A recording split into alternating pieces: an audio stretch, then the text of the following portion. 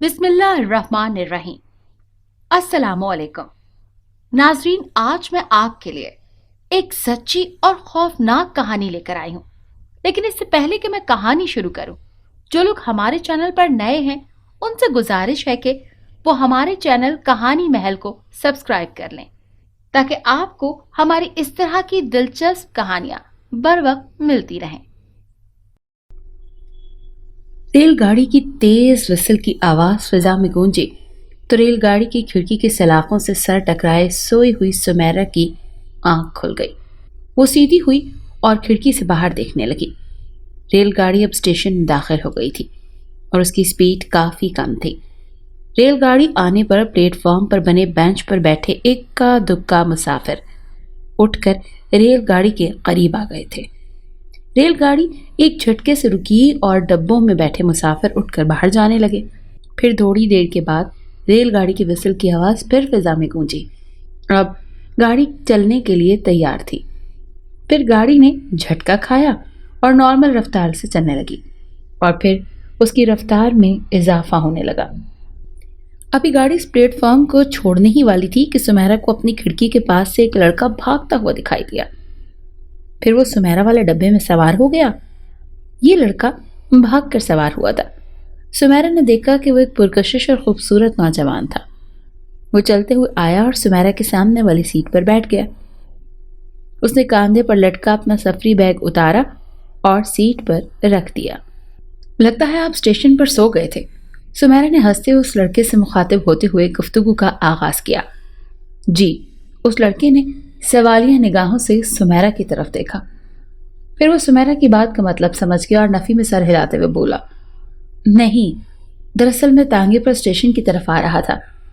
उसका धरा टूट गया, इसी वजह से स्टेशन पर पहुंचने में ताखीर हो गई और यहाँ पहुंचा तो रेलगाड़ी चल पड़ी थी, इसीलिए मुझे भागकर डब्बे में सवार होना पड़ा।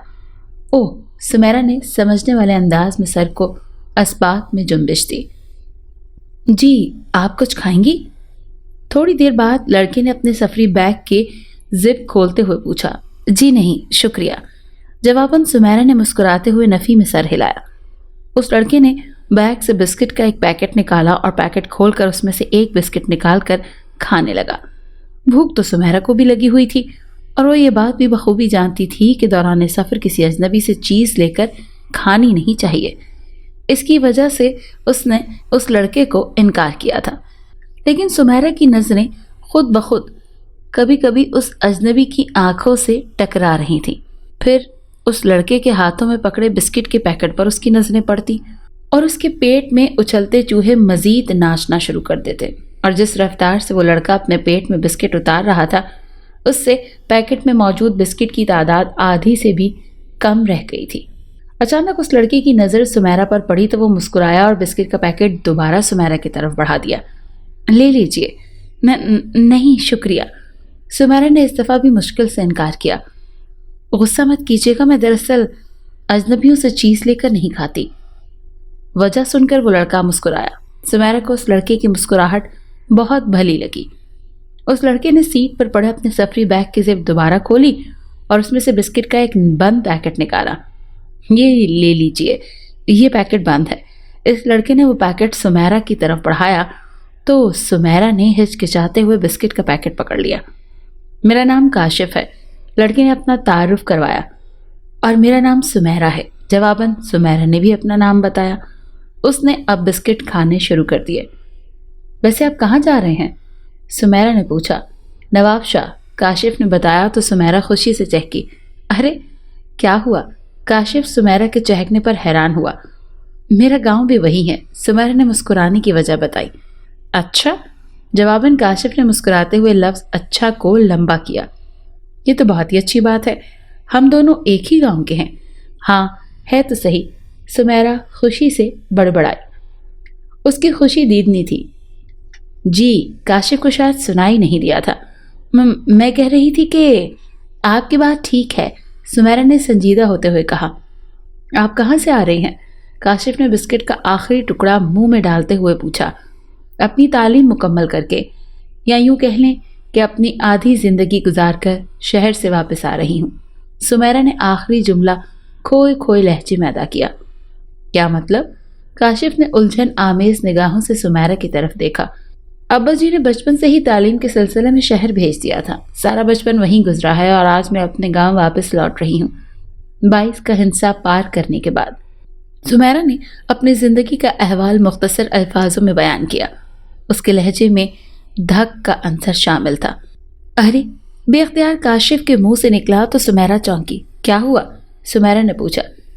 میری اور آپ کی کہانی کافی ملتی جلتی ہے، کاشف نے مسکراتے ہوئے بتایا۔ کیا مطلب؟ سمیرہ نے بظاہر پوچھا۔ مطلب یہ سمیرہ جی کہ میں بھی بچپن سے ہی تعلیم کے سلسلے میں شہر میں تھا اور میں بھی آج اپنی تعلیم مکمل کر کے نواب شاہ واپس آ رہا ہوں، کاشف نے بتایا تو سمیرہ ہنس پڑی۔ یہ تو اور بھی اچھا ہے، وہ دھیرے سے مسکراتے ہوئے بڑبڑائی۔ کیا کہا آپ نے؟ کاشف نے سوالیہ نگاہوں سے سمیرہ کی طرف دیکھا۔ نہیں کچھ نہیں، آپ یہ بتائیں کہ اگر آپ شہر سے تعلیم مکمل کر کے گاؤں واپس آ رہے ہیں تو فتح پور سے ریل میں کیوں سوار ہوئے؟ سمیرہ نے کاشف کی طرف دیکھتے ہوئے پوچھا۔ دراصل فتح پور میں میرا ایک دوست رہتا ہے، ہم دونوں شہر سے سکھ کی گاڑی سے سوار ہوئے تھے، فتح پور اسٹیشن پر آئے تو وہ مجھے زبردستی اپنے گاؤں لے گیا۔ اس کے گھر والے اتنے اچھے تھے کہ وہ مجھے آنے ہی نہیں دے رہے تھے، انہوں نے میری خوب آؤ بھگت کی، بڑی مشکل سے اپنی جان چھڑوا کر وہاں سے نکلا تو تانگے کا دھرا ٹوٹ گیا، اسٹیشن پہنچا تو گاڑی چل پڑی اور مجھے بھاگ کر گاڑی میں سوار ہونا پڑا۔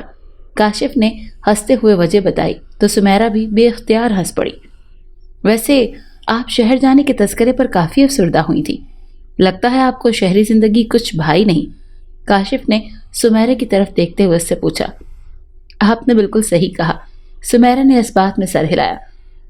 مجھے تو ابا کی وجہ سے شہر آنا پڑا، ابا جی کا مزاج بڑا سخت ہے، ورنہ میں تو اپنے گاؤں میں بہت خوش ہوں۔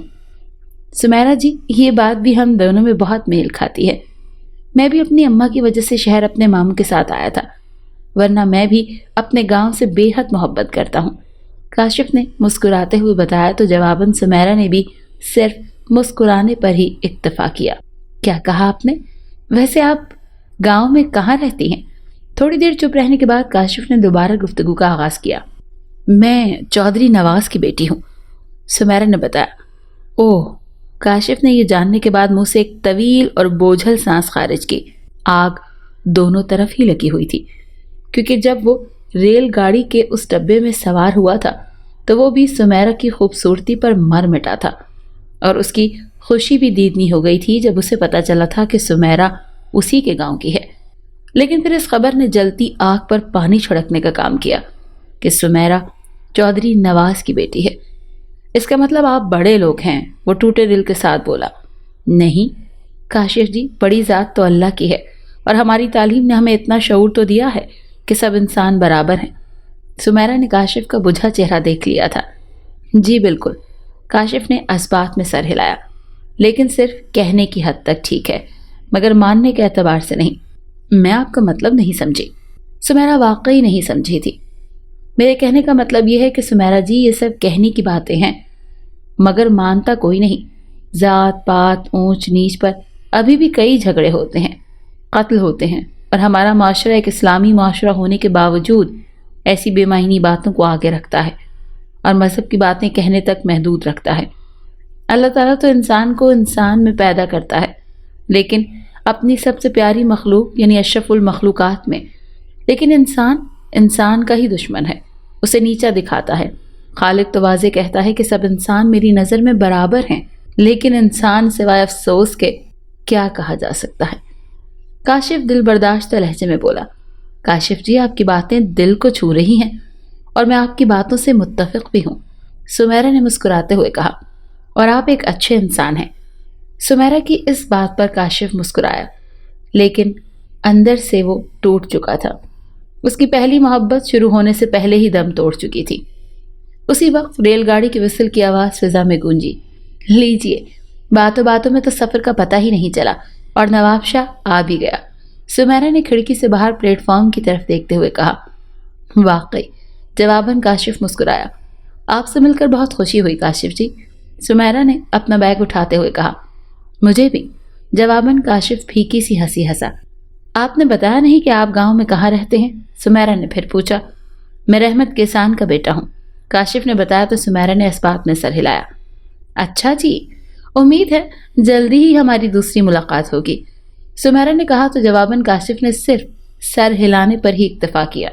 دونوں ریل گاڑی سے نیچے اترے تو اسٹیشن پر سمیرا کے باغ کا برسوں کا وفادار ملازم خوشیہ آیا ہوا تھا۔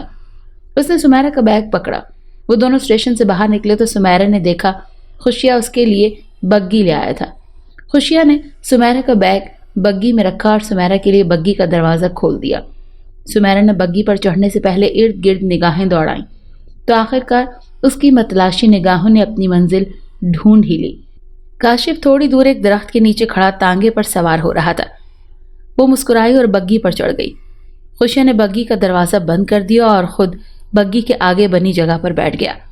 کوچوان نے گھوڑے کو اشارہ کیا تو گھوڑا آگے بڑھنے لگا۔ بگی نواب شاہ گاؤں کی طرف جانے والے کچے راستے پر جا رہی تھی۔ شام کے سائے ہر طرف پھیلنا شروع ہو گئے تھے۔ سورج بھی اب مدھم ٹکیا میں تبدیل ہو چکا تھا۔ پرندے غولوں کی شکل میں اپنے گھر کا رخ کر رہے تھے اور ہوا کا احساس خوشگوار ہو رہا تھا۔ کھیتوں میں کام کرتے کسان اب اپنا کام چھوڑ کر کھیتوں میں بنی پگڈنڈیوں پر چل کر اپنے اپنے گھروں کی طرف جا رہے تھے۔ سمیرا ارد گرد لہلہاتے کھیت دیکھ کر بہت خوش ہو رہی تھی۔ کھیتوں میں بنی پگڈنڈی پر چلتے کسانوں کی قطاریں دیکھ کر اس کے ذہن میں کاشف کے باپ رحمت کسان کا نام ابھرا۔ خوشیہ چاچا؟ بگی میں آگے بیٹھے ہوئے خوشیہ کو آواز تھی تو خوشیہ کو بچپن میں بھی خوشیہ چاچا ہی کہا کرتی تھی۔ جی پتر، خوشیہ اس کی طرف گھوما۔ ہمارے گاؤں میں کوئی رحمت کسان رہتا ہے کیا؟ سمیرا نے پوچھا۔ رحمت کسان؟ خوشیہ نے زیر لب لفظ دہراتے ہوئے کہا۔ ہاں پتر، ہماری زمینوں پر ہی کام کرتا تھا۔ خوشیہ نے اس بات میں سر ہلاتے ہوئے کہا۔ کرتا تھا؟ سمیرا نے سوالیہ نگاہوں سے خوشیہ کی طرف دیکھا۔ ہاں کرتا تھا، مگر پھر اس نے کام چھوڑ دیا تھا، خوشیہ نے ذہن پر زور دیتے ہوئے کہا۔ مگر کیوں؟ سمیرا نے پوچھا۔ وہ تو بڑی پرانی بات ہے پتر جی، یہ اس دور کی بات ہے جب تو میری گود میں کھیلا کرتی تھی، خوشیہ نے مسکراتے ہوئے بتایا۔ تو سمیرا کھلکھلا کر ہنس پڑی۔ ان کا گھر کہاں ہے؟ سمیرا نے تھوڑے توقف کے بعد پوچھا۔ تیری سہیلی ہے نا گھگی، اس کی گلی میں ہی اس کا مکان ہے۔ پر تو کیوں پوچھ رہی ہے؟ خوشیہ نے بتاتے ہوئے پوچھا۔ بس ایسے ہی۔ گھگی ٹھیک ہے نا چاچا؟ سمیرا نے بات کو ٹالتے ہوئے پوچھا۔ ہاں پتر، وہ بالکل ٹھیک ہے، اگلے مہینے اس کا بیاہ ہے، خوشیہ نے بتایا تو سمیرا چونکتے ہوئے اپنی جگہ سے اچھلی۔ اچھا؟ اس نے حیرانگی سے لفظ اچھا کو لمبا کھینچا۔ ہاں پتر، خوشیہ سمیرا کے اچھلنے پر ہنسا۔ میری بچپن کی سہیلی کا اگلے مہینے بیاہ ہے اور مجھے معلوم ہی نہیں۔ اس کا لہجہ شکایتی تھا۔ پتر، وہ کون سا پڑھی لکھی ہے جو تجھے خط کے ذریعے بتاتی؟ اب آ گئی ہے تو مل کر گلے شکوے دور کر لینا۔ خوشیہ نے سمیرا کے اچھلنے پر ہنسا۔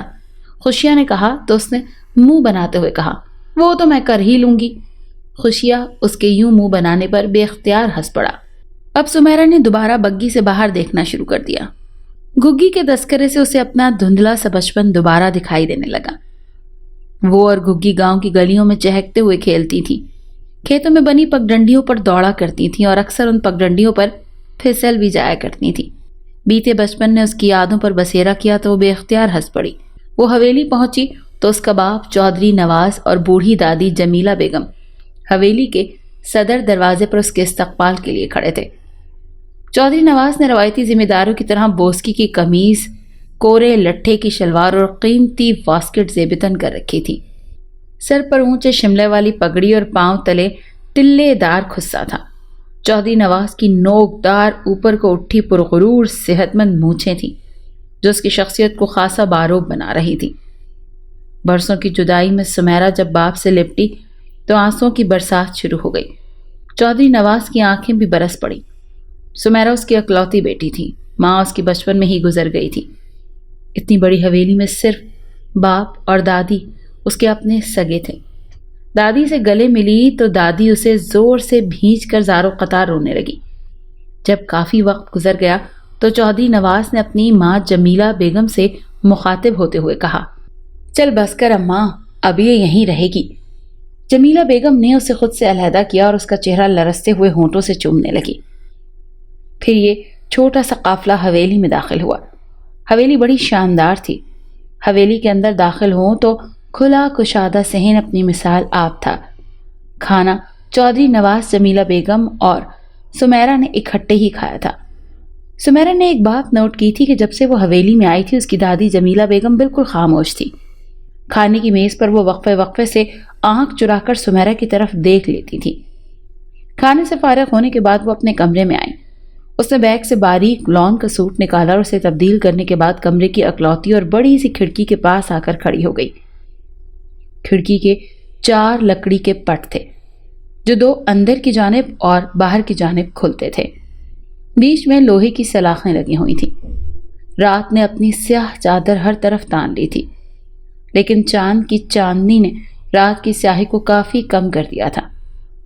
سمیرہ کھڑکی کی سلاخوں کو تھامے کاشف کے خیالات میں کھوئی ہوئی تھی۔ اس کی آنکھوں میں کاشف کا چہرہ گھوم رہا تھا۔ وہ صبح کا انتظار کر رہی تھی تاکہ اپنی سہیلی گگی سے ملنے کے بعد کسی بہانے سے کاشف کے گھر جا سکے۔ چھن چھن کمرے میں پائل کی تیز آواز نے اسے کاشف کی یادوں سے باہر کھینچا۔ اسے چونکتے ہوئے ارد گرد نگاہ دوڑائی اور پھر گھومی، مگر کمرے میں تو اس کے علاوہ اور کوئی بھی نہیں تھا۔ چھن چھن ایک مرتبہ پھر اس کے کانوں میں پائل کی آواز گونجی۔ وہ کھڑکی کی سلاخیں چھوڑ کر حیرت سے ارد گرد دیکھنے لگی۔ کمرے میں پائل کی چھن چھن کی آواز تو آ رہی تھی، مگر وہ آواز کہاں سے آ رہی تھی یہ جاننے سے سمیرہ قاصر تھی۔ اچانک اس کی نظر پلنگ والی دیوار کے پاس پڑی تو اسے اپنا اوپر کا سانس اوپر اور نیچے کا نیچے رکتا ہوا محسوس ہوا، کیونکہ سمیرہ کو دیوار پر ایک سایہ نظر آ رہا تھا جو کسی عورت کا تھا، مگر اس سائے والی عورت کا وجود کہیں نظر نہیں آ رہا تھا۔ خوف نے یکدم اس پر بسیرا کیا اور اس کا پورا جسم پسینے میں نہا گیا۔ ایک مرتبہ پھر پائل کی آواز اس کے کانوں میں پڑی۔ دیوار سے عورت کا سایہ یکدم غائب ہو گیا۔ اب ایسے لگ رہا تھا جیسے کمرے میں کوئی عورت پیروں میں پائل پہنے ٹہل رہی ہو۔ سمیرہ نے دوپٹے کے پلو سے ماتھے پر آئے پسینے کو صاف کیا۔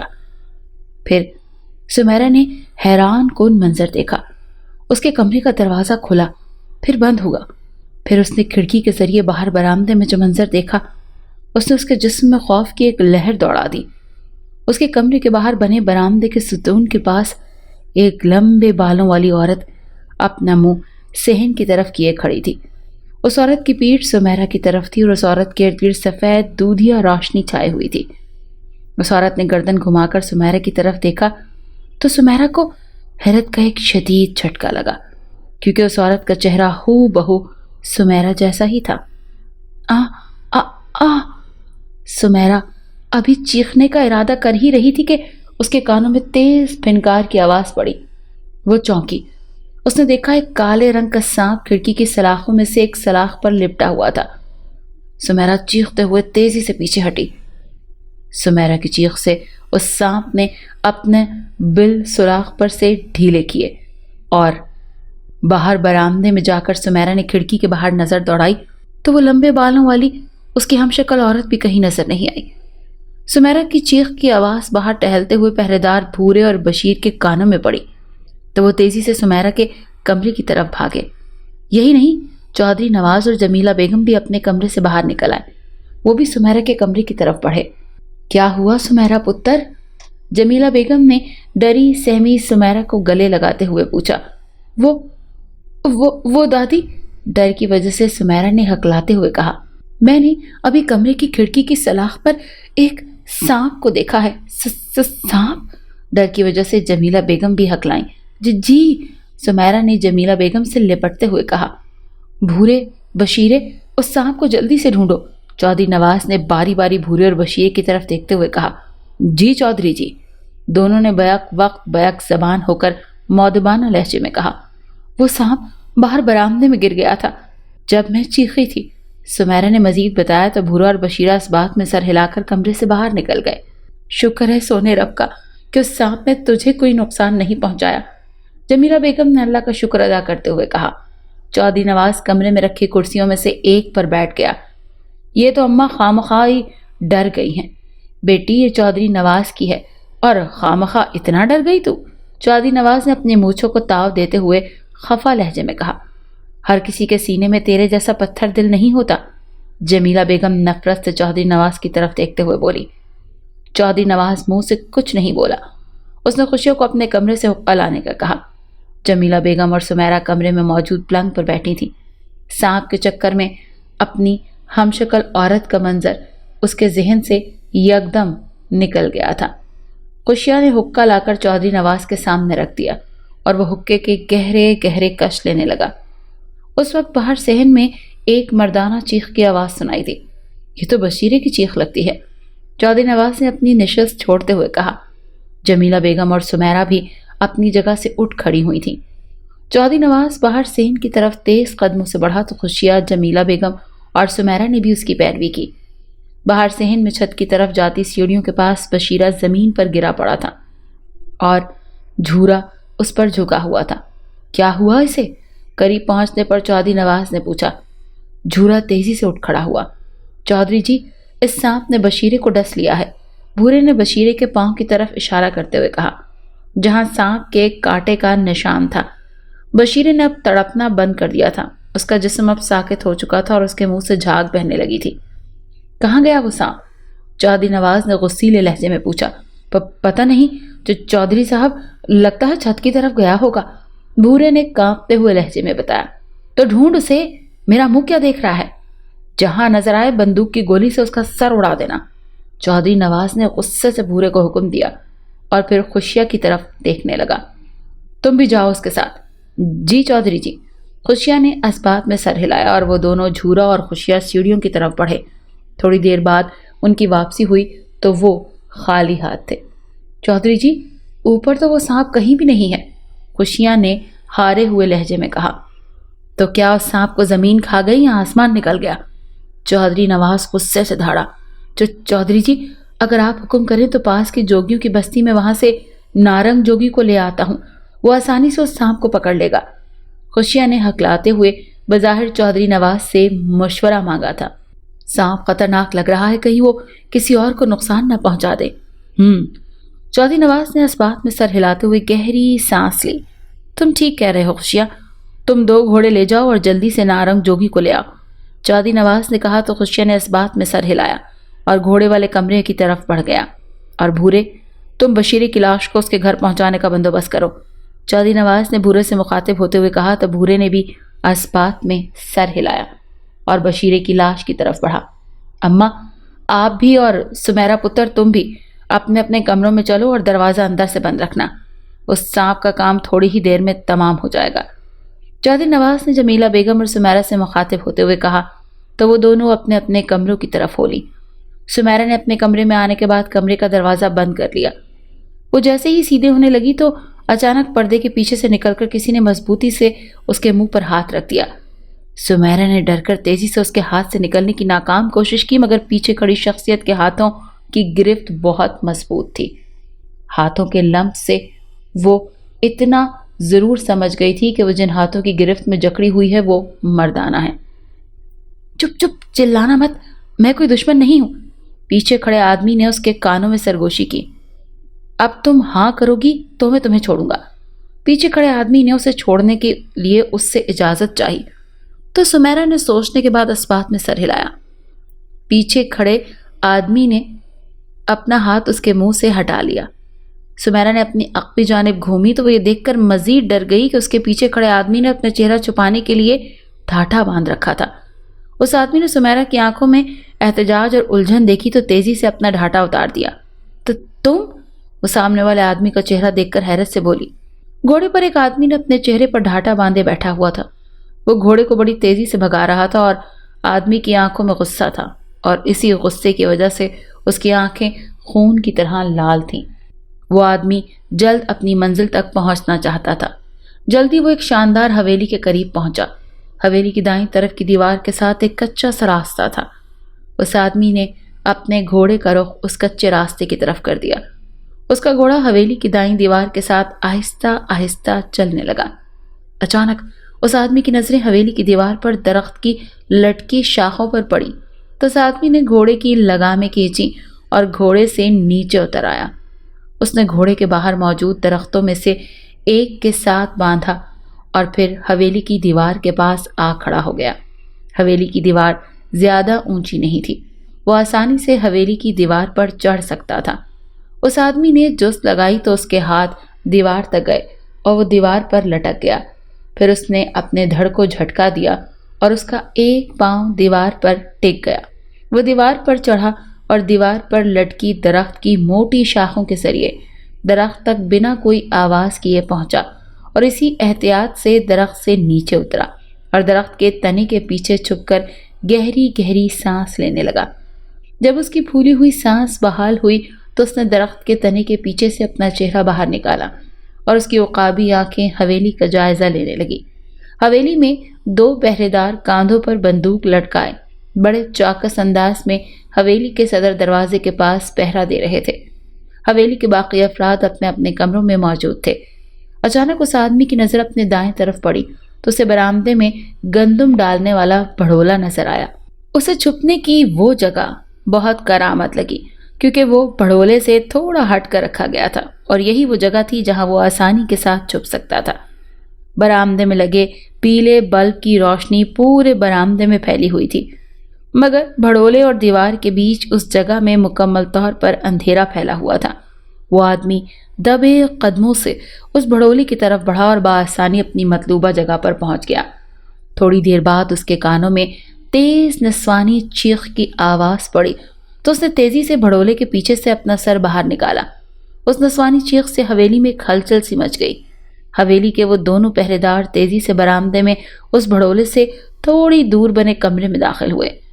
برآمدے میں بنے باقی کمروں سے ایک بوڑھی عورت، ایک باروب شخصیت کی مالک کا ادھیڑ عمر آدمی جس نے اونچے شملے والی پگڑی پہنی ہوئی تھی، جو حلیے سے ہی ملازم نہیں لگ رہا تھا، نکلے اور اس کمرے میں داخل ہو گئے جہاں سے نسوانی چیخ کی آواز ابھری تھی۔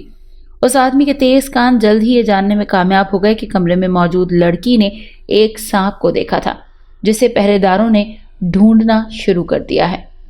پھر اچانک اس آدمی نے تیزی سے اپنا سر بھڑولے کے پیچھے کر لیا کیونکہ ان 2 پہرے داروں میں سے ایک پہرے دار بھڑولے کی طرف ہی آ رہا تھا۔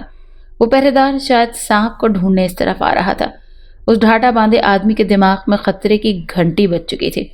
اس آدمی نے تیزی سے اپنی شلوار اوپر کی اور پنڈلی میں اڑیسا ہوا تیز دھار چاقو باہر نکال لیا۔ اس سے پہلے کہ وہ پہرے دار اس آدمی تک پہنچتا، حویلی میں ایک مردانہ آواز گونجی۔ اس آدمی نے اپنا سر پھر بھڑولے کے پیچھے سے باہر نکالا۔ اس کی طرف بڑھتا پہرے دار اب الٹے قدموں وہاں سے بھاگا۔ حویلی کی چھت کی طرف جانے والی سیڑھیوں کے پاس دوسرا پہرے دار زمین پر گرا تڑپ رہا تھا اور پہلے والا پہرے دار اسے بشیر کے نام سے مخاطب کر کے پوچھ رہا تھا کہ اسے کیا ہوا ہے۔ لڑکی والے کمرے سے حویلی کے سارے افراد باہر نکلے۔ اس مرتبہ کمرے میں موجود خوبصورت لڑکی بھی ان کے ہمراہ تھی، جسے دیکھ کر آدمی کی آنکھیں بتا رہی تھی کہ وہ اس لڑکی کو دیکھ کر مسکرایا تھا۔ حویلی میں موجود پہرے دار بشیر کو سانپ نے ڈس لیا تھا اور وہ سانپ چھت کی طرف گیا تھا۔ حویلی کے دونوں ملازموں خوشیہ اور بھورے کی حویلی کے مالک چودھری نواز نے اس سانپ کو ڈھونڈنے کے لیے چھت پر بھیجا۔ منہ پر ڈھاٹا باندھے اس آدمی نے موقع غنیمت جانا اور دبے قدموں سے اس لڑکی یعنی سمیرہ کے کمروں میں داخل ہو کر پردے کے پیچھے چھپ گیا اور جھورا اور خوشیہ چھت سے ناکام واپس لوٹے تھے۔ خوشیہ نے چودھری نواز کو نارنگ جوگی کو بلوانے کا مشورہ دیا تھا، جو پاس ہی جوگیوں کی بستی میں رہتا تھا۔ چودھری نے خوشیہ کی بات مان لی اور نارنگ جوگی کو لینے کے لیے خوشیہ کو بھیج دیا اور دوسرے پہرے دار بھورے کو بشیرے کی لاش اس کے گھر پہنچانے کا کہا اور سمیرہ اور اس کی دادی جمیلہ بیگم کو بھی ان کے کمروں میں جانے کے لیے کہا اور کمروں کے دروازے اندر سے بند کر رکھے تھے۔ سمیرہ اپنے کمرے میں آئی اور دروازہ بند کرنے کے بعد سیدھی ہوئی تو پردے کی اوٹ میں منہ پر ڈھاٹا باندھے شخص کو دیکھ کر وہ مزید ڈر گئی اور سمیرہ چیخنے کا ارادہ کرنے ہی والی تھی کہ اس آدمی نے تیزی سے اپنے چہرے سے ڈھاٹا اتار دیا۔ تم؟ سمیرہ نے اس آدمی کا چہرہ دیکھا تو حیرت سے بولی، کاشف تم؟ ڈھاٹے والا وہ لڑکا کاشف ہی تھا جو اسے ریل گاڑی میں ملا تھا اور رحمت کسان کا بیٹا تھا۔ تم یہاں کیا کر رہے ہو؟ سمیرہ نے بدستور حیرانگی بھرے لہجے میں پوچھا۔ بس تم سے ملنے کو دل چاہا سو چلا آیا، کاشف نے مسکراتے ہوئے کہا۔ کیا مطلب؟ وہ لرزتے ہونٹوں سے ہکلائی۔ مطلب یہی کہ جب سے میں گھر پہنچا ہوں تمہاری یاد مجھے سونے ہی نہیں دے رہی تھی۔ چارپائی پر بار بار کروٹ لیتا تو تمہارا ہی چہرہ نظر آتا، دل کے ہاتھوں مجبور ہو کر گھوڑے پر بیٹھا اور تم سے ملنے چلا آیا۔ دل کو قرار ہی نہیں مل رہا تھا۔ اب تمہیں دیکھا تو دل کو بڑا سکون ملا ہے، کاشف نے مسکراتے ہوئے اپنے دل کی کیفیت بیان کر دی۔ یہ تم کیا کہہ رہے ہو؟ سمیرا نے نظریں جھکائے ہوئے کہا۔ وہ دونوں آپ سے تم پر آ گئے تھے، وہی جو تم سننا چاہتی ہو، کاشف نے مسکراتے ہوئے کہا تو سمیرا نے اس کی طرف پلکیں اٹھائیں اور پھر جھکا لیں۔ میں نے ریل گاڑی میں ہی جان لیا تھا کہ تم مجھے پسند کرنے لگی ہو، اور میں نے بھی تمہیں پہلی نظر میں ہی دل دے دیا تھا۔ کاشف آگے بڑھا اور سمیرا کو اپنی باہوں میں بھر لیا۔ یہ تم کیا کر رہے ہو؟ سمیرا کا چہرہ شرم سے لال سرخ ہو گیا تھا۔ کاشف نے سمیرا کو گلے سے لگایا اور سمیرا نے کسی قسم کی مزاحمت نہ کی، بلکہ اس نے تو اسے زور سے بھینچ لیا تھا۔ خوشیاں نارنگ جوگی کو لے کر آیا تھا۔ نارنگ نے کالا چوغا پہن رکھا تھا اور سر پر کالے رنگ کی پگڑی باندھ رکھی تھی اور ماتھے پر کالے رنگ کا بڑا سا ٹیکا لگا رکھا تھا۔ اس کے دائیں گال پر بڑا سا مسا تھا۔ اس نے ہاتھ میں بین پکڑ رکھی تھی اور کاندھے پر کالے رنگ کا بڑا سا کپڑے کا تھیلا لٹکا رکھا تھا۔ وہ چودھری نواز کے سامنے پہنچا۔ سلام مائی باپ۔ نارنگ جوگی نے چودھری نواز کو سلام کیا، جس کا جواب چودھری نواز نے ہاتھ اٹھا کر دیا۔ نارنگ، تجھے معلوم تو ہو گیا ہوگا نا کہ ہم نے تجھے کس لیے یاد کیا ہے؟ چودھری نواز نے پہلے خوشیاں اور پھر نارنگ کی طرف دیکھتے ہوئے کہا۔ جی مائی باپ، راستے میں خوشیاں نے مجھے سب کچھ بتا دیا ہے، نارنگ نے اس بات میں سر ہلاتے ہوئے کہا۔ بس تو پھر اس خبیث سانپ کو پکڑ اور ختم کر دے، اس خبیث نے میرے خاص بندے کو مار دیا ہے، چودھری نواز نے غصیلے لہجے میں کہا۔ تسی فکر نہ کرو مائی باپ، تھوڑی دیر میں ہی وہ سانپ آپ کے قدموں میں مردہ حالت میں پڑا ہوگا، نارنگ نے کہا اور اپنے کاندھے سے لٹکے تھیلے سے ایک پٹاری باہر نکالی۔ چودھری نواز نے کرسی باہر صحن میں منگوا لی تھی اور اب اس پر بیٹھ کر اپنی مونچھوں کو تاؤ دے رہا تھا۔ نارنگ نے اس پٹاری کا ڈھکنا اٹھایا تو پٹاری میں سے کالے رنگ کا سانپ پھنکارتے ہوئے باہر نکلا۔ چل شیرو، ڈھونڈ اس خبیث سانپ کو جس نے چودھری صاحب کے ناک میں دم کر رکھا ہے۔ نارنگ نے اس سانپ کو چوما اور صحن میں اینٹوں سے بنے فرش پر چھوڑ دیا۔ یہ کیا کر رہا ہے تو نارنگ؟ اگر اس سانپ نے گھر کے کسی فرد کو ڈس لیا تو؟ چودھری نواز نے غصے سے نارنگ کی طرف دیکھتے ہوئے کہا۔ آپ فکر نہ کریں مائی باپ، یہ میرا پالا ہوا سانپ ہے شیرو، میں نے اسے جو حکم دیا ہے یہ وہی پورا کرے گا، اس کا مقصد صرف اس سانپ کو ڈھونڈنا ہے اور اسے ختم کرنا ہے، نارنگ نے کہا تو چودھری نواز مطمئن ہو گیا۔ نارنگ وہیں زمین پر بیٹھ گیا۔ وہ سانپ اب صحن کے فرش پر رینگ رہا تھا۔ سمیرا اور کاشف کھڑکی سے ہٹ کر، سمیرا نے کھڑکی کے پٹ بند کر دیے تھے، وہ دونوں اب پلنگ پر بیٹھ گئے تھے۔ تمہیں یہاں نہیں آنا چاہیے تھا کاشف، سمیرا فکر مندانہ لہجے میں بولی۔ کیوں؟ کاشف نے بظاہر پوچھا۔ حویلی کا ماحول بڑا خراب ہے، ایک سانپ نے عجیب بکھیڑا کھڑا کر دیا ہے، ایک موت ہو گئی ہے اور سانپ ہے کہ ابھی تک ملا ہی نہیں، سمیرا پریشان ہوتے ہوئے بولی۔ تم زیادہ پریشان مت ہو سمیرا، میں نے بچپن سے ہی اس نارنگ جوگی کی بڑی چرچا سنی ہے، اس کا وہ پالتو سانپ ضرور اس خونی سانپ کو ڈھونڈ لے گا، کاشف نے سمیرا کو حوصلہ دیتے ہوئے کہا۔ اگر ابا جی نے تمہیں حویلی میں دیکھ لیا تو غضب ہو جائے گا، اور اگر انہوں نے تمہیں میرے کمرے میں دیکھ لیا تو قیامت سے پہلے قیامت آ جائے گی، ان کا غصہ بڑا تیز ہے کاشف، سمیرا نے خوفزدہ لہجے میں کاشف کو آگاہ کیا۔ تم خواہ ڈر رہی ہو سمیرا، کاشف نے دونوں ہاتھوں سے اس کا چہرہ تھاما۔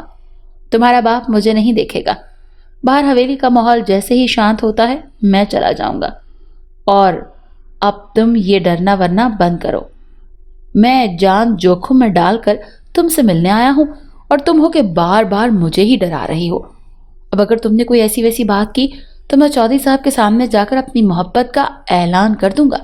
کاشف نے اس بات پر سمیرا بے اختیار مسکرا دی۔ ادھر چودھری نواز کے پاس زمین پر بیٹھا نارنگ اپنی جگہ سے اچھلا اور پھر تیزی سے اٹھ کھڑا ہوا۔ چودھری نواز نے اس کے یوں کھڑے ہونے پر وجہ دریافت کی۔ کیا ہوا نارنگ؟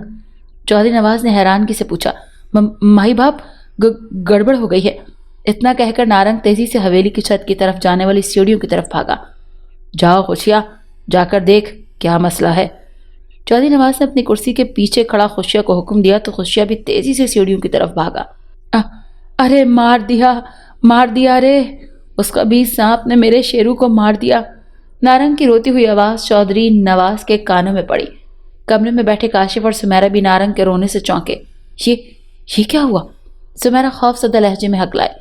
تم ڈرو مت سمیرہ، میں یہیں رکتا ہوں، تم باہر جا کر دیکھو نارنگ کیوں رو رہا ہے، کاشف نے سمیرہ کو سمجھاتے ہوئے کہا۔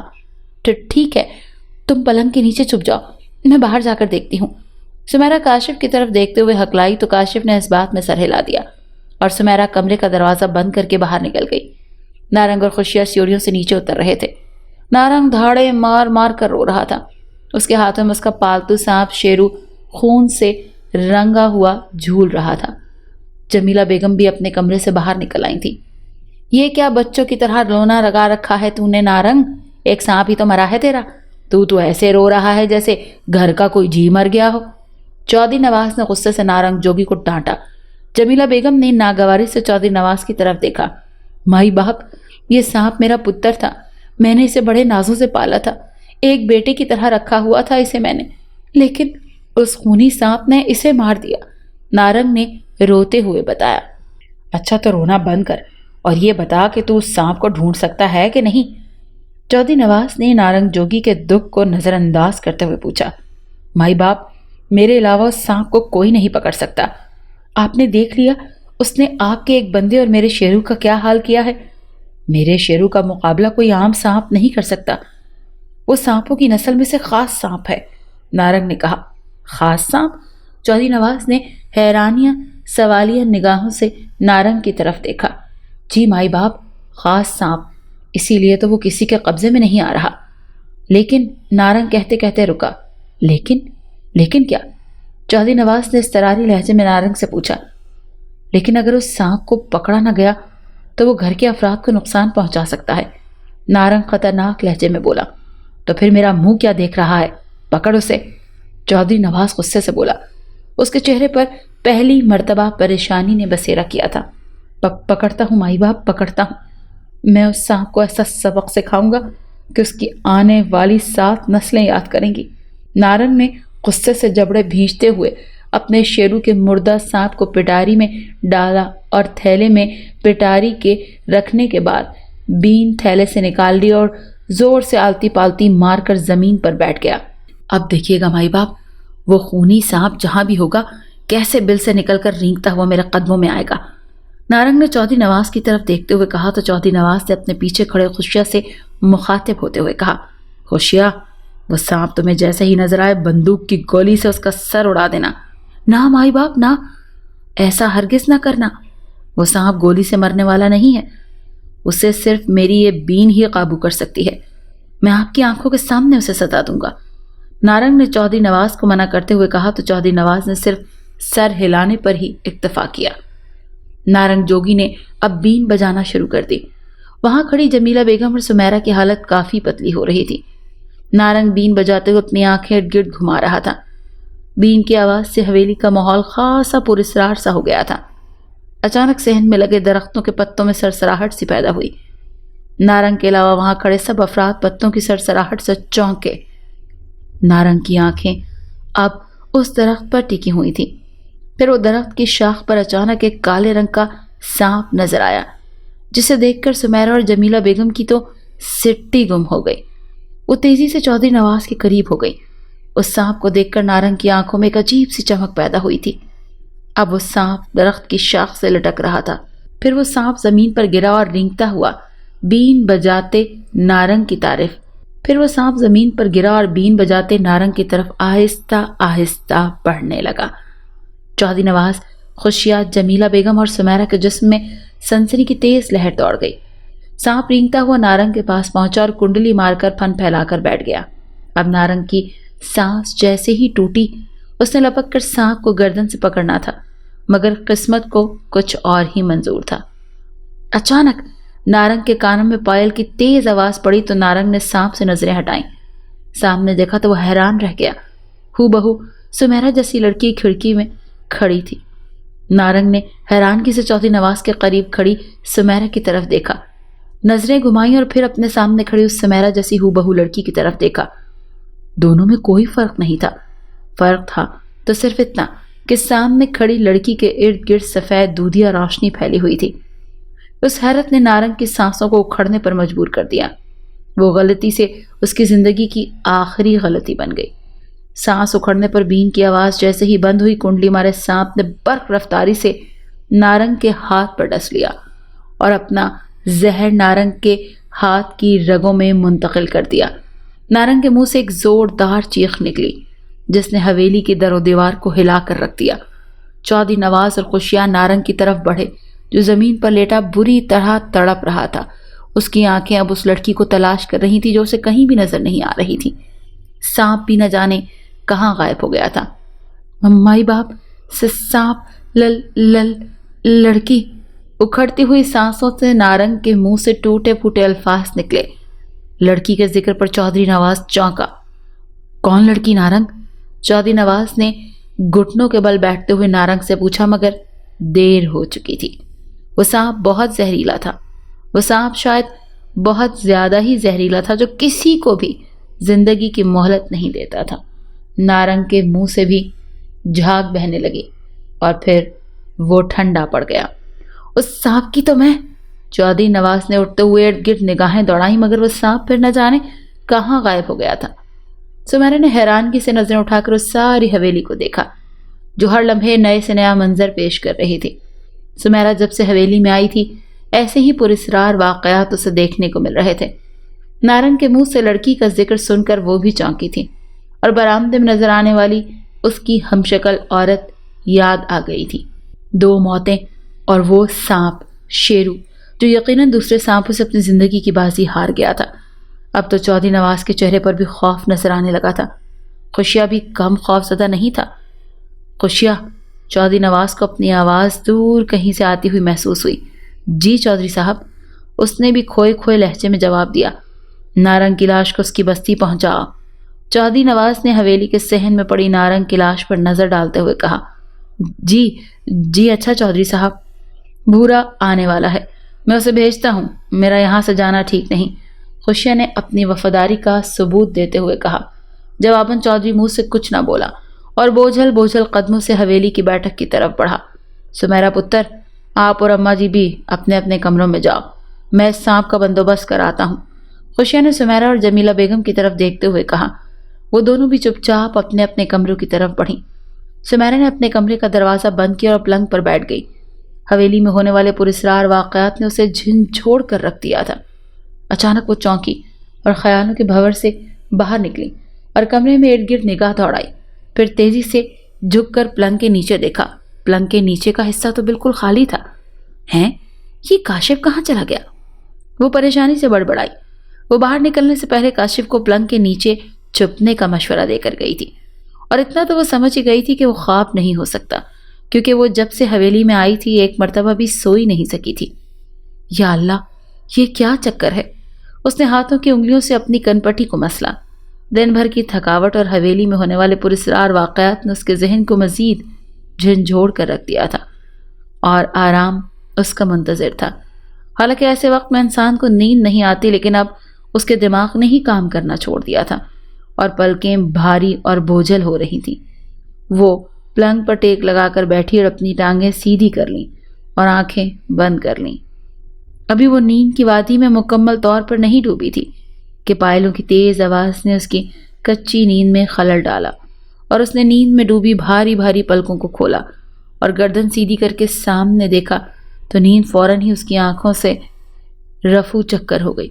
उसने अपनी आंखों को झटके से खोला। उसके कमरे के दरवाजे के बिल्कुल पास उसकी हमशक्ल औरत उसके हाथ के इशारे से उसे अपनी तरफ बुला रही थी।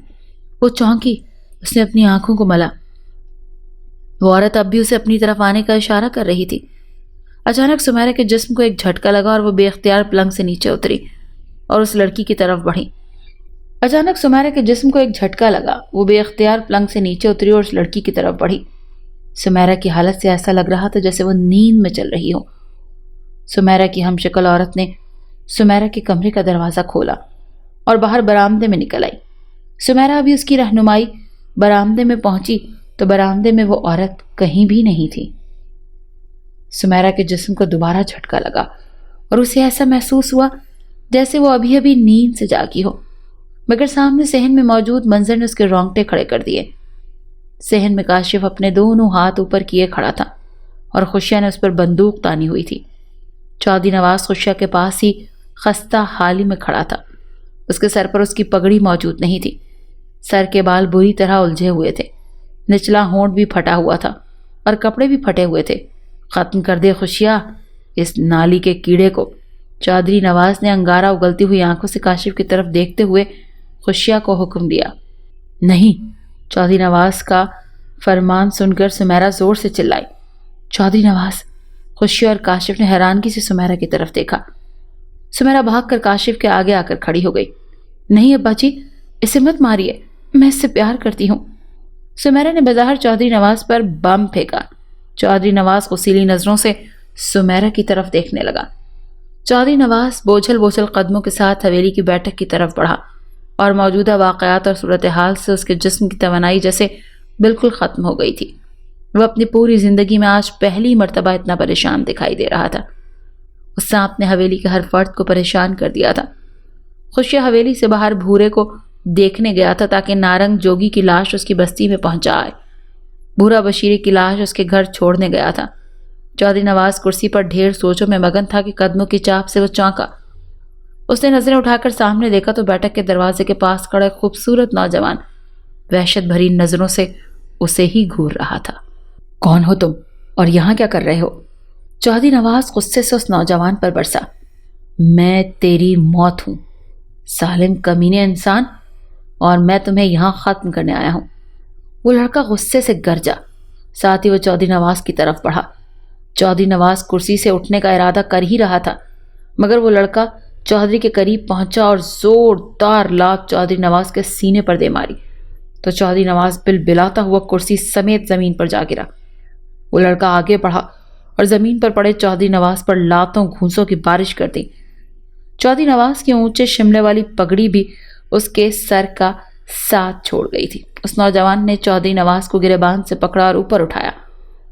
اوپر اٹھانے میں چودھری نواز کی قمیض کے سارے بٹن ٹوٹ گئے، قمیض بھی پھٹ گئی۔ چودھری نواز کی حالت کافی خستہ حال ہو چکی تھی۔ اس کا نچلا ہونٹ پھٹ چکا تھا اور سر کے بال بھی بری طرح الجھ گئے تھے۔ ذلیل انسان، بہت جی لیا تو نے، بہت ظلم کر لیا تو نے غریب عوام پر، اب تیرا آخری وقت آ گیا ہے۔ اس لڑکے نے چودھری نواز کو گریبان سے پکڑ کر جھٹکا دیا۔ کون ہو تم اور میں نے تمہارا کیا بگاڑا ہے؟ چودھری نواز نے ہکلاتے ہوئے پوچھا تو اس لڑکے نے اس کی ساری چودراہٹ نکال دی۔ چودھری نواز نے شاید اپنی پوری زندگی میں کبھی اتنی مار نہیں کھائی ہوگی۔ میں رحمت کسان کا بیٹا کاشف ہوں، اس لڑکے یعنی کاشف نے بتایا تو چودھری نواز نے حیرت سے کاشف کی طرف دیکھا۔ آج میں تجھ سے اپنے باپ، چاچا اور اپنی پھوپھی کا بدلہ لینے آیا ہوں۔ اسی وقت خوشیا ہاتھ میں بندوق لیے اندر داخل ہوا۔ اے لڑکے، چھوڑ دے چودھری صاحب کو، نہیں تو تیرے سر میں گولی مار دوں گا، خوشیا نے کاشف کو دھمکاتے ہوئے کہا تو کاشف نے چودھری نواز کا گریبان چھوڑ دیا۔ شاباش خوشیا، تو بالکل صحیح وقت پر آیا ہے۔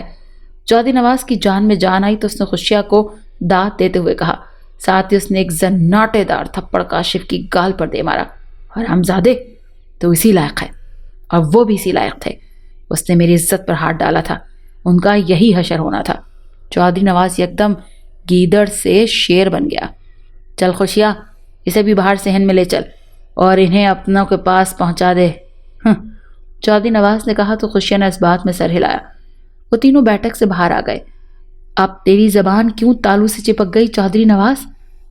کیوں حکم نہیں دیتا خوشیا کو کہ تیری اکلوتی بیٹی کو مار دے؟ جمیلہ بیگم اچانک بھرائی ہوئی آواز میں پھٹ پڑی۔ اب تیری غیرت کو کیا ہو گیا ہے چودھری نواز؟ کیوں حکم نہیں دیتا کہ وہ تیری سمیرا کا سینہ گولیوں سے چھلی کر دیں؟ چودھری نواز کا سر شرم سے جھک گیا۔ بوڑھی جمیلہ بیگم جس میں جیسے بجلی بھڑک اٹھی تھی۔ سر مت جھکا چودھری، خوشیا کو حکم دے کہ وہ سمیرا کو بھی میری نورین کی طرح ختم کر دیں۔ جمیلہ بیگم دہائی دیتے ہوئے بولی، آج تیرا اپنا خون ہے تو تیری زبان تیرا ساتھ کیوں نہیں دے رہی؟ اس وقت تو نے میری دھی نورین اور اس کے عاشق کو بھی یہی مارا تھا نا؟ میں تیرے سامنے کتنا گڑ گڑائی تھی لیکن تو نے میری ایک نہ سنی اور دونوں کو مار کر اس گھوڑوں والے کمرے میں دفن کر دیا۔ جمیلہ بیگم روتے ہوئے بولی، چپ کر جا ماں اور اندر جا۔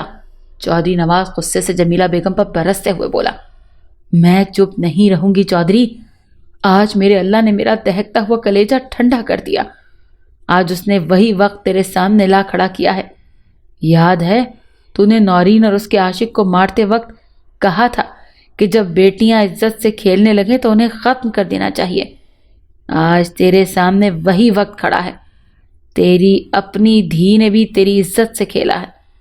اس نے غریب اور نچلے طبقے کے لڑکے سے محبت کر لی ہے. اب انصاف کر چودھری، انصاف کر، نہیں تو میری نورین کا خون آخرت میں تجھ سے حساب مانگے گا. جمیلہ بیگم روتے ہوئے بولی. برسوں سے بندھا بند آج ٹوٹ گیا تھا. اس کے اتنے سالوں کے چپ ہونٹ بار بار ہل رہے تھے. سمیرہ کے پیچھے کھڑے کاشف نے موقع غنیمت جانا اور تیزی سے اپنی پنڈلی میں چاقو نکالا اور چودھری نواز کی طرف پھینکا تو چاقو سیدھا چودھری نواز کے عین دل کے مقام پر لگا. چودھری نواز کے منہ سے ایک فلک شگاف چیخ نکلی جس نے حویلی کے در و دیوار کو ایک مرتبہ پھر ہلا کر رکھ دیا. سمیرہ کو کاشف سے ایسی امید ہرگز نہیں تھی اور نہ ہی جمیلہ بیگم کو. چودھری نواز اب صحن کے فرش پر پڑا بری طرح تڑپ رہا تھا. سمیرہ گھومی اور اس نے اندھا دھند کاشف کے چہرے پر تھپڑوں کی بوچھار کر دی. یہ تم نے کیا کیا؟ میرے باپ کو مار ڈالا. وہ شدت جذبات سے چلاتے ہوئے بولی. صحیح کیا ہے میں نے. جواباً کاشف سمیرہ کے چلتے ہاتھ پکڑ کر چلایا. خوشیہ زمین پر تڑپتے چودھری نواز کی طرف بڑھا. تمہاری پھوپھی یعنی نورین کو جس لڑکے سے محبت ہوئی تھی وہ کوئی اور نہیں، میرا چاچا جمیل تھا. کاشف نے حیران کن انکشاف کیا. تمہارے باپ نے میرے چاچے کو تو مکمل طور پر قتل کر ہی دیا، مگر کہانی وہیں ختم نہیں ہوئی تھی. تمہارے ظالم باپ اور گھمنڈی باپ نے اس خوشیہ کے ساتھ مل کر میرے باپ کو بھی مار ڈالا. یہی نہیں، میری پھپھی کی عزت پامال کرنے کے بعد اس کی لاش کھیتوں میں پھینکوا دی. میں جب آج اپنے گھر پہنچا تو میں نے اپنی ماں سے تمہارا تذکرہ کیا.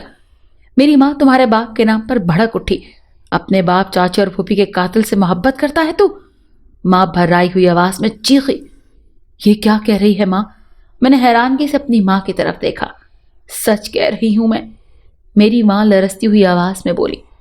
تو نے آتے ہی میرے زخم بھرے کر دیے. وہ ظالم چودھری تیرے باپ، تیرے چاچا اور تیری پھوپھی کا قاتل ہے. میری ماں سینہ کوبی کرتے ہوئے بولی. ساتھ ہی میری ماں نے مجھے ساری بات بتائی. تمہاری پھوپھی نورین ایک دن کھیتوں میں آئی تو اس نے میرے چاچے جمیل کو وہاں کام کرتے دیکھا. وہ پہلی نظر میں ہی میرے چاچے کو اپنا دل دے بیٹھی اور ایک دن موقع دیکھ کر اس نے اپنی محبت کا اظہار میرے چاچے سے کیا تو میرے چاچے نے تمہاری پھوپھی کو ان دونوں کے بیچ ذات پات کے حائل دیوار سے آگاہ کیا. مگر عشق تو اندھا ہوتا ہے نا. وہ پہل بعد میں آنے والی اذیتوں کو محسوس نہیں کرتا. تمہاری پھوپھی بھی نہ مانی اور میرے چاچے کو تمہاری پھوپھی کی محبت کے آگے ہار ماننا پڑی.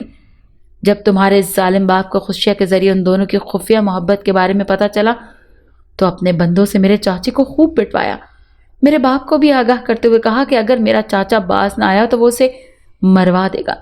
میرے باپ نے میرے چاچے کو سمجھانے کی بڑی کوشش کی مگر اب دیر ہو چکی تھی. وہ اور تمہاری پھوپھی اب محبت کے دریا میں کافی آگے بہہ چکے تھے.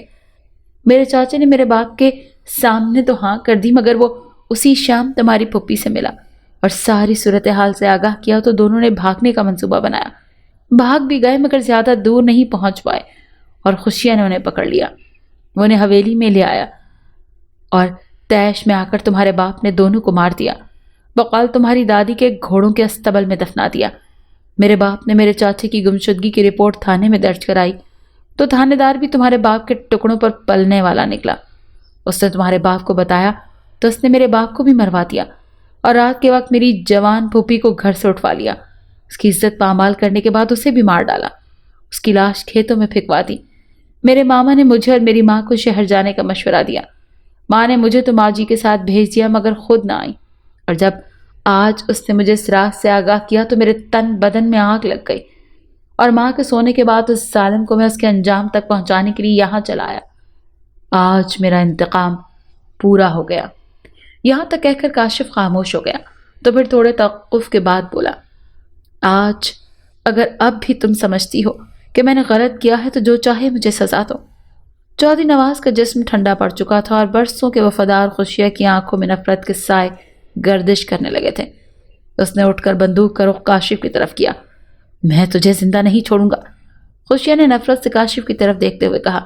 اسی وقت حویلی میں ایک فائر کی آواز گونجی۔ سمیرہ اور جمیلہ بیگم کے منہ سے چیخیں نکلیں۔ تیسری چیخ کاشف کے بجائے خوشیہ کی تھی اور حویلی میں گونجنے والا فائر ہوائی فائر کی شکل اختیار کر گیا۔ ہوا کچھ یوں کہ جیسے ہی خوشیہ نے اس بندوق کا ٹریگر دبانا چاہا، اچانک اس کے پیر میں درد کی تیز لہر اٹھی اور بندوق کا رخ آسمان کی طرف ہو گیا اور کاشف کی لگنے والی گولی آسمان کا رخ کر گئی۔ خوشیہ نے دیکھا اس پراسرار سانپ نے اسے ڈس لیا تھا۔ سانپ کو دیکھ کر جمیلہ بیگم اور سمیرہ کے منہ سے ایک مرتبہ پھر چیخ نکلی۔ اب حویلی کے صحن کے فرش پر تڑپنے کی باری خوشیہ کی تھی۔ جلد ہی وہ بھی ٹھنڈا ہو گیا اور اس کے منہ سے جھاگ بہنے نکلی۔ حویلی کے صحن میں اب 3 لاشیں پڑی ہوئی تھیں، چودھری نواز، خوشیہ اور نارنگ۔ اس سانپ کے ارد گرد اب دھواں جمع ہونا شروع ہو گیا۔ پھر اس دھوئیں نے انسانی قد و خال اختیار کرنے شروع کر دیے۔ تھوڑی دیر بعد وہاں ایک خوبصورت نوجوان کھڑا تھا۔ آج میرا انتقام پورا ہو گیا۔ اس خوبصورت نوجوان کے ہونٹ ہلے۔ کاشف، سمیرہ اور جمیلہ بیگم حیرت اور الجھن کے ملے جلے تاثرات سے اس خوبصورت نوجوان کی طرف دیکھ رہے تھے۔ میرا نام دیپ ہے، میں سانپوں کی خاص نسل سے ہوں۔ ہماری نسل کے سانپ 100 سال بعد انسانی روپ دھار لیتے ہیں۔ میرے 100 سال پورے ہو چکے تھے، لیکن میں انسانی روپ نہیں دھار سکتا تھا کیونکہ میں انتقام کی آگ میں جھلس رہا تھا۔ میرے انسانی روپ میں آنے میں انتقام ہی رکاوٹ بن رہا تھا۔ وہ آج پورا ہو گیا اور میں انسانی روپ میں آ گیا۔ چودھری نواز اور خوشیہ نے میری زندگی میں کبھی بھی خوشیاں نہیں آنے دی۔ وہ خلا پیدا کر دیا تھا اور میری بیوی چودھری نواز کے ڈیرے کے پاس ہی ایک بل میں ہنسی خوشی زندگی بسر کر رہے تھے۔ ہم آنے والے 20-25 سالوں میں انسانی روپ دھارنے والے تھے۔ ایک دن میں بل میں موجود نہیں تھا اور میری بیوی بل کے باہر موجود تھی۔ خوشیہ اور چودھری نواز کی نظر میری بیوی پر پڑی تو وہ تیزی سے اپنے بل میں گھس گئی۔ چودھری نواز نے خوشیہ کو میری بیوی کے بل میں آگ پھینکنے کا حکم دیا۔ خوشیہ نے درخت سے ایک شاخ توڑ کر اسے آگ لگائی اور اس جلتی ہوئی شاخ کو بل میں ڈال دیا تو وہ آگ میری بیوی کو نگل گئی اور میں خاموشی سے ایک طرف کنڈی مارے یہ تماشا دیکھ رہا تھا۔ اور میں کر بھی کیا سکتا تھا؟ آج کی رات مجھے انسانی روپ ملنے والا تھا، اس لیے میری طاقتوں میں کئی گنا اضافہ ہو گیا تھا۔ غائب ہونا بھی میری طاقتوں میں شامل تھا۔ سانپ چاہے 100 سال کا بھی ہو جائے اپنا انتقام ضرور لیتا ہے، سو آج میں نے اپنا انتقام لے لیا۔ یہاں تک کہہ کر وہ انسانی سانپ جس کا نام دیپ تھا خاموش ہو گیا۔ پھر اس کے ارد گرد دھواں چھانے لگا اور جب دھواں چھٹا تو وہاں سانپ کنڈی مارے بیٹھا تھا۔ پھر وہ رینگتا ہوا حویلی میں لگے بڑے درخت کی طرف بڑھ گیا۔ دیکھا سمیرا پتر، تیرے باغ کی کالی کرتوتیں، اس کے ظلم سے انسان تو تنگ تھے ہی مگر اس نے تو دوسری مخلوق کو بھی پیچھے نہیں چھوڑا۔ اسے اگر کاشف نہ مارتا تو کوئی اور مار دیتا کیونکہ اس کی ساری زندگی ظلم میں گزری ہے۔ تمہیں بھی نواز نے اپنے سے دور اسی لیے رکھا تھا کہ تم بھی اس کی بہن کی طرح اس کی عزت سے نہ کھیل سکو، لیکن پیار کرنا کسی کے بس کی بات نہیں ہوتی پتر۔ تم جب حویلی میں اتنے سالوں کے بعد واپس آئی تو تمہاری شکل ہو بہو میری نورین سے ملتی تھی۔ نورین کی یاد میں تمہارے گلے لگ کر خوب روئی۔ جمیلہ بیگم نے بظاہر سمیرہ کو سمجھاتے ہوئے کہا۔ سمیرہ کے سامنے اب اس کی ہم شکل عورت کا معمہ بھی حل ہو گیا تھا۔ وہ اس کی پھوپھی نورین ہی تھی جو بار بار اس کے سامنے آ رہی تھی اور اب بھی وہ سفید روشنی میں گری اسی کی طرف دیکھ کر مسکرا رہی تھی اور سمیرہ بے اختیار مسکرا پڑی۔ اگر آپ کو یہ کہانی اچھی لگی ہے تو اسے لائک کیجیے اور ہمارے چینل کہانی محل کو سبسکرائب کیجیے۔ اور ہاں، اگر آپ کے کسی دوست، رشتہ دار یا بہن کے ساتھ خدا نخواستہ اس طرح کا کوئی بھی واقعہ پیش آیا ہے تو ہمیں کامنٹ سیکشن میں اس کے بارے میں ضرور بتائیے۔